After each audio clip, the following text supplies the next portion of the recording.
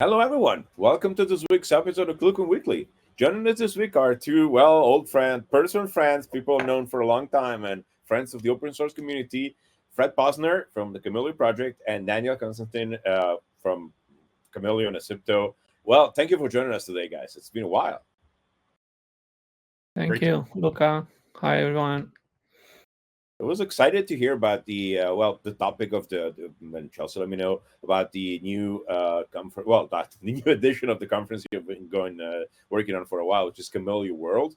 I never managed to make it, but this year I want to come because it's not far away, and I really, really should come and see some friends and learn something. But well, first of all, would you like to start with just a super quick intro about yourselves? Okay, so I'll start first. Then I'm Daniel from the Kamailio project. I'm involved in the project from its pretty much first days when the name was SIP Express Router, and over the time, with some evolution on the open source space, it's now called the Kamailio. Actually, since 2008. Most of the people in the voice over IP telephony world, at least in the open source world, know it as a scalable SIP proxy, SIP load balancer or least cost routing, so it can have many forms. I'm mostly involved in development and also in the management of the project. Myself, I'm a C developer, but I'm also doing couple of other tasks in the open source space, like organizing some events, not only related to Kamailio. So yeah, probably it's more than 20, closing 25 years since I'm involved in this space with Kamailio and open source telephony, real-time communication, and so on. And yeah, I'm also one of the main organizers for Kamailio World, which probably later I will give a bit more details about the event. Fred? I am Fred Posner. I am a longtime user of Kamailio back from the SARE days. I am not a programmer at all. I am very intimidated by the amazing ability of the people that do contribute to the Kamailio project. So that keeps me from uh, even getting into C. I play with Go a lot, but they're fantastic. So I got more involved in the project probably in 2009, maybe 10. Started getting a lot more comfortable with participating, and have been extremely honored to become part of the project, and mostly on the management side, and facilitating anything I can do to help the project run. There's a lot, as we all know, that goes into um, making an open source project run. Daniel does probably 99% of it. So if there's anything I can do to help with that little 1%, I try to jump in, and and all the other developers are we're incredibly grateful for everything that everyone contributes. Kamailio World, I always say at the end of any presentation at any conference, is my favorite conference of the year. It's just a great one. ClueCon, of course, is close second, but the Kamailio World is just feels like home when you're there, especially if you're involved with Kamailio or use Kamailio. It's just a great, friendly conference that allows people to share and exchange information and learn. I learned so much at each one of them. It's fantastic. Yeah, I think it's great that there are still some very good conferences around the world that people can go to learn open source telephony because frankly we're all here because of some open source tool or another that we started our careers on. So it's really important that people can come to conferences, come meet the founders of projects, start learning, start helping. It's plus, I mean, Camilio is everywhere, so it's always a tool worth learning, even just professionally. So, speaking of which, how did the conference get started? I'm always curious about. First of all, how many years has it been going on? I see 20 years of development, but that's the Camilio project, not the conference. Yeah, and that was a few years ago. next year actually will be 25 years of Oh development. wow! But the conference was started later because, as I mentioned, the project transformed over the first 10 years from like being managed by a research institute, then to a community-oriented development, and due to some trademarks, we had to change the name. So we ended up with Kamailio. And conference this year is going to be the 13th edition that we organized, and I think it's going to be the 10th in person, because during the pandemic we did the online editions, like everyone or most of the everyone around the world. How it started, of course, when we started, the first edition was 2013, as we started to plan it in 2012, if I remember correctly. And there were some other events that, we attended as developers or community of Kamailio, but none of them really focusing on Kamailio, and having a few talks in conferences like ClueCon, for example, that was older than us at that moment, or other conference like FOSDEM and Astricon. There were many at that time, didn't satisfy like the need of sharing a more advanced Kamailio oriented knowledge, because you don't have the time, and sometimes people don't travel just for uh, a part of the content being to what interests you. And then also from the research institute where the project started, it was some interest to show that something that was created in research evolved over the years, and it's standalone, and it's well accepted in the market. So by a collaboration where they first offer us the facilities where to host the conference, and putting effort from community, mostly myself and Ramona in the first editions, to organize it. Then we put it together. First, we started a bit smaller, but also these days we are not really like a large event. We focus on technical knowledge sharing, and this kind of friendly interaction between the participants, where they like to eventually exchange experiences, learn what the others do when they face similar issues. Um, so yeah, it's how it started, and from that moment we continued every years, with a few editions being online during the pandemic, where we had restrictions for in-person events. And how many people Maybe did you have at the first event, if you remember? I think we were over 100 Wow. always. Maybe first edition like 120. I think when we were just before pandemic, that was like peak of number of participants, and it was like really full capacity for the venue at that moment.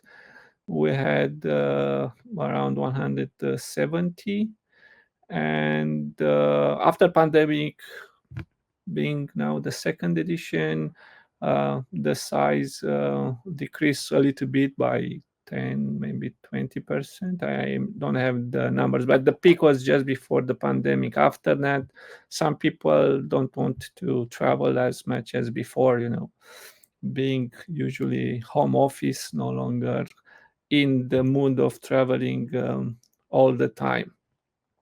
But yeah, it's still a well attended event, and people enjoy it. We also want to be in the safe side, as there is no big company supporting the event, and we know if you have to cancel such an event, you have to support as organizer, like cost for the venue, like hotel, catering, food, and so on. So when you plan it large, you have also larger risk, Yes.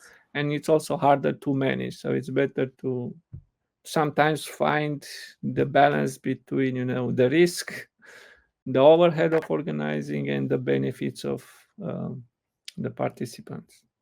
And we also record it, so everyone can watch the recording uh, pretty much immediately, because should be also live stream in the at least the last 10 editions. I think there are live streams always, no major issue, I would say. But anyhow, after that, the videos are available on the Kamailio YouTube channel. Well, that's great. I mean, it's been a while though. It's and 100 people to the first event is just, well, it's just a big number. So congratulations, been going strong. Well, I'll Thank you. well, before we go into this year's edition, so Fred, have you been to all Kamailio Worlds? Oh God, I wish. No, I started going. I think this one will be my 7th in person, either 6th or 7th. I did the online ones as well, but I believe this is I think this is going to be my 7th, and assuming Jenny comes this year, it will be her, I think, 3rd or 4th. And so it's just wonderful. And then last year we had a new venue, and it also really worked really well. I cannot express how much I love this conference. The amount of the quality of the presentations, like Daniel said, that with the live stream, yeah, it's been live streamed since I've been going. And not only are the videos made available quickly, they're generally made available that night. So it's oftentimes in the morning. The last day's presentations are already online for people to see. So it's incredible. But Wow. to be in a room with somebody and the amount of ideas that come from these, it was at Kamailio World that the ideas of, let's say, for example, API ban came out. So, extremely great ideas come, and then people just jump on them and go through things. You get to, you had a problem with, let's say, RTP engine. Well, the people are right there to talk. If you have a configuration issue, no one is more willing to help than there, and you'll get 10 amazingly different ideas from 10 amazingly different people, and it's phenomenal. It's just it's a great, you leave that conference with so much excitement for getting back to hitting the software and just trying new things. It's amazing. I'm I'm on the free switch side of that. Like, a lot of people come up and ask questions. It's great to just meet each other and know where you can to ask. Like, someone asks me something I don't know with ClueCon, I just walk up to Brian and ask him. It's the easiest way to get things going and to get patches going and modules and whatnot. So, what can people expect from the latest and greatest edition? First of all, when and where? So yeah, it's gonna be again in Berlin. So when it was in person, it was always Berlin. Different venues so far. Even this year is gonna be a new venue. We are Nice. with the same hotel hotel chain like last year, Novotel, but this year is gonna be one closer to the city center. So Novotel Mitte Berlin. It's the name of the hotel. Last year we will be in Novotel am Tiergarten, which was closer to the technical university, as last year it was an event the day before that we want to somehow glue it together to be easier for the participants to be at the two events in different days. Now we are more or less in the area of the usual Kamailio location, not far from the Alexanderplatz. The dates will be the 12th and the 13th of May, and it's like full days of conference, and during the first day evening, it's our social networking event, like a dinner cocktail party where people can, discuss more around some drinks and food. The usual content for us are presentation. Usually half an hour for each of the presentation, and there are some rooms around that could be used for like private meetings when needed to do more demos. During the presentation, sometimes you don't have time to show everything or to show what's behind the slides or what you have in the slides. So it's good to have some location where you can continue with those that are interested. And depending on submissions and so on, sometimes we'll have the usual or the well-known dangerous demos with some editions or some open discussion panels. One, it's usually about Kamailio development, and another one used to be about the future of real-time communications with some panelists well known in the area that discuss what's trendy in the market at that time and what to expect in the future. But yeah, could vary from edition to edition, a little bit more AI, or when it was in the back like blockchain. So depending on the hot topic, we could plug in some panels around this let's say interesting things that happen at that moment.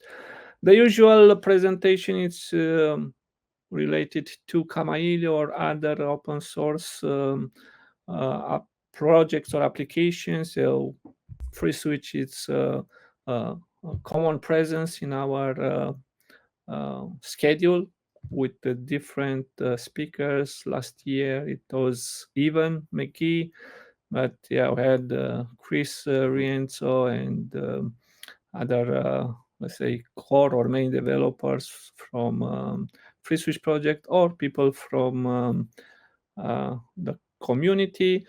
And as I said, it's mostly about sharing some knowledge about experiences, mainly from the technical point of view or architectural overview of scalability, security for services, integration with WebRTC or WebRTC application like Janus Gateway, using say media servers like FreeSwitch Asterix together with Kamailio or standalone. So doesn't have to be a presentation only about Kamailio. Could be also some system that it's used together with Kamailio.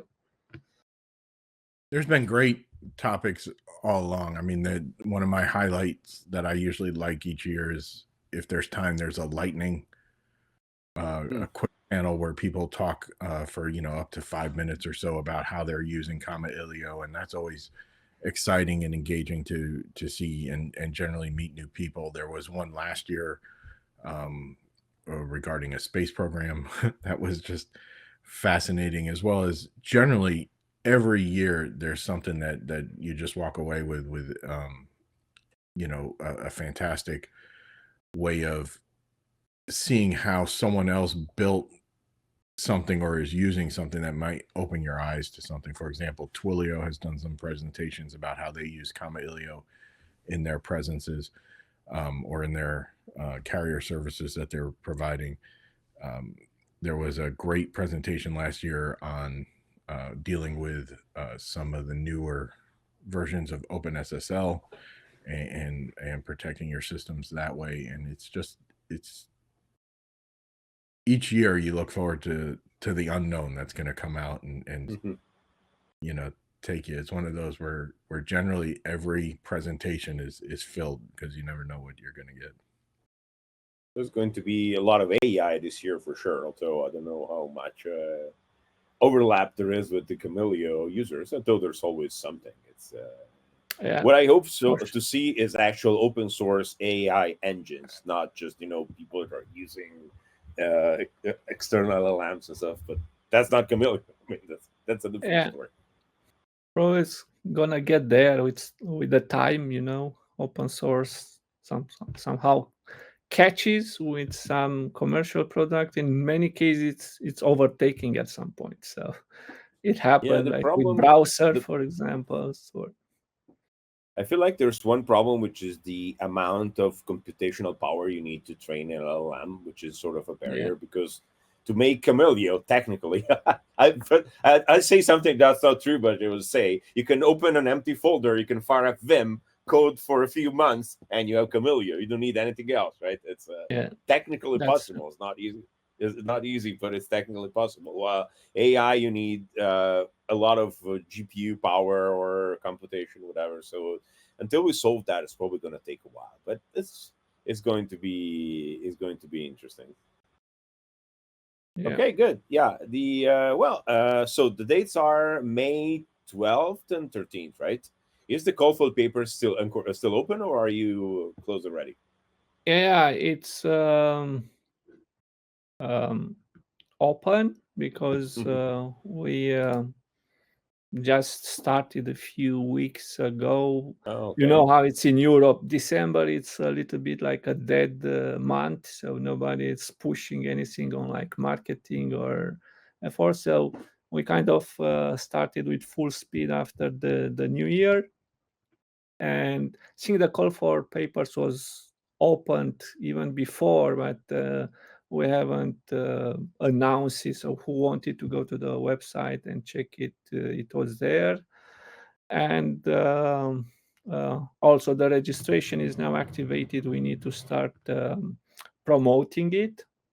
But yeah, usually this is our time frame. After the start of the year, we begin with promoting the event, and the call for speakers, it's open up to end of February, more or less. I don't have the exact date, but roughly is that. It's usually like it was along the years when it was in person. This is how we did it. Usually the event, it's April or May in Berlin. Once we did it like beginning of June in one of the first post-pandemic, I think, edition. We wanted to be in the warmer season, to have the restriction lifted if it was any restriction, as we needed to rent or reserve the venue like 1 year before or so. Yeah, there are already many submissions for the like proposals. I can give, for example, a few names that are well known in the VoIP ecosystem, like Sandro, the one with the Sid Vicious, and all this penetration testing. Sandro Gauki, and also Randy Resnick, for example, it's returning to the event, and actually he's one of the one of the proposals related to AI. So nice. He's playing with this AI apparently, and he wants to share with us. But of course, then it means I need to send a proposal to. I haven't spoken at a conference in a while, so it would be fun. You are welcome to come. You just need to come quickly up north from your place. It's not far away. So yeah, I can. It's fine. It's close. Yeah, it's funny how we go to conference all over the world, and then sometimes I've never been to one that's closed. But what's that's normal. We have another employee at SignalWire who lives 20 minutes away from me, and last year we only met at ClueCon. Yeah, like he lives. I can see his house from my window, and I've never. Last year we only met once at ClueCon on the other side of the world, so it's really how it is, right? It's it happens also. remote work with and me. yeah, there's a lot of people in Europe. We'll expect many other proposals. Usually we have a well-known of companies, supporters that don't miss the event. That helps also with recording, like Pascom or then Gate are also at every of the editions coming, helping also with some logistics and presenting, sharing what they are doing. But then for every edition, we never lacked new presentation, new topics, like Fred mentioned last year about this space, real space or real-time communication in the space, like, with the satellites or with the space station, International Space Station. Nice. So yeah, expect... I was going to say that, the presentations that Daniel was talking about, like with Pascom and Zipgate, I mean, those are always really looked after too, because these are companies that are running a good amount of traffic. Same with the old presentations from, let's say, people at 1&1 or something, where you have a lot of traffic going through systems, and they'll give you tips on, hey, this is how we do maintenance on a production system, or these are our development methods of going back into production, and it's a great exposure to how other companies are doing something that you can then take and do for yourself. It's a real technical conference, but at the same point, you don't have to, if you're just learning Kamailio or just starting or considering Kamailio, it's also, you're more than welcome, and you're not going to feel too out of place. So it's something where people can with expertise can benefit and really hone their expertise and learn more. I don't think there's anyone that doesn't walk away without learning something. And if you're new, it's a great exposure aspect. And I need to come learn some Kamailio myself. It's long overdue. I always have to ask Daniel for things. So. I always have to go ask Daniel for things. So now I want to learn some, because it's very useful. I mean, it's the top thing I don't know and I need to learn. So it's just perfect. And expect probably some presentation about the new or the latest release of Kamailio, which is now in the baking. We are testing Kamailio 6.0. So we have a big jump in the version number from 5.x to 6.x. Some major changes in the not completed architecture, but for example, ability to do like multi-threaded UDP receiver mode. Before it was only multi-process. Now both of them are available. So if someone wants to keep running as it was so far, it's not a problem, but they have the options to use threads for receiving UDP traffic. And then like ability to compile it with more modern tools like CMake, which sometimes do optimization, but also helps with portability across some Unixes. So there are a couple of new modules as well. So it's a new release that we are looking forward to. Probably in a few weeks is going to be out. We are well into the testing phase, just some tunings, and then we'll have it out.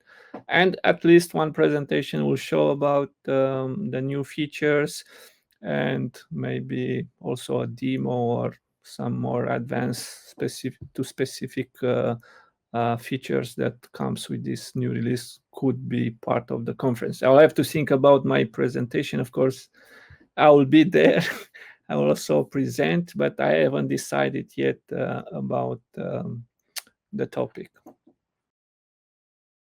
And I guess Fred, it's also thinking about what's gonna present. We know that February it's still not here, and at least myself, I haven't decided yet. So I'll do putting it out- till the end of call for papers. Still putting out the fires from December. I'll probably be trying and doing something with real-time RTP diversion, like forking RTP to get into AI and back into the traffic flow without having to involve media server or something like that. So I'll probably try and learn Kamailio while I prepare my presentation, which is going to be fun. That's because I know all about the RTP side, but with FreeSwitch. So why don't we make it work with Kamailio? Yeah, we work very well with RTP engine, and we had also good presentation about RTP engine at our past editions. So yeah, that's a good application. Can also fork the RTP stream and reinject it. So to be honest, I'm not much myself into RTP management. So I'm mostly a SIP signaling guy, security, scalability, all this header manipulation stuff. But yeah, it's amazing to know what you can do now with Kamailio and RTP engine only. It's probably well known for this WebRTC to classic SIP gatewaying, SRTP to plain RTP in that case, but it can do a lot more like call recording and stuff like that. Transcoding even these days, or for a few years actually, not only these days. It does do that, and but Kamailio, of course, plays with FreeSwitch so nicely as it is. That's why it's a good pairing. We've had some good representation from FreeSwitch in the past. I think it was just Evan last year, or did Chris come too? I don't remember. But it's been good, and we see, it just works well together, even without RTP. I think 2 ClueCons ago, I did a B2B UA with FreeSwitch without even using signaling, because FreeSwitch just makes it so easy without doing any kind of extra SIP reinvite or anything like that. And from the free API, you can just grab the callback if you want. It's just simple. Yeah, FreeSwitch, it's pretty much everywhere with Kamailio. Even this morning, I had to play a little bit with FreeSwitch. And I was amazed to see that one of the tutorials I wrote when Kamailio's version 3.3 and FreeSwitch was like 1.0.8 or something. So I put it in a wiki, it's public, and then I said I need to, loop the call through FreeSwitch and back to Kamailio, and I used those snippets quickly, and it was still that's a good the same config. I mean, FreeSwitch can do a lot more, but it was amazing that the dial plan, I could hook it really quickly to bridge the call back to Kamailio to send it to the callee. Was nice. So to see this, compatibility keeps going without, of course, new features are there, but the common SIP routing, it's still there, more or less the same. Plus, they both share Lua, Yeah, you're right. Lua is the community's favorite scripting language.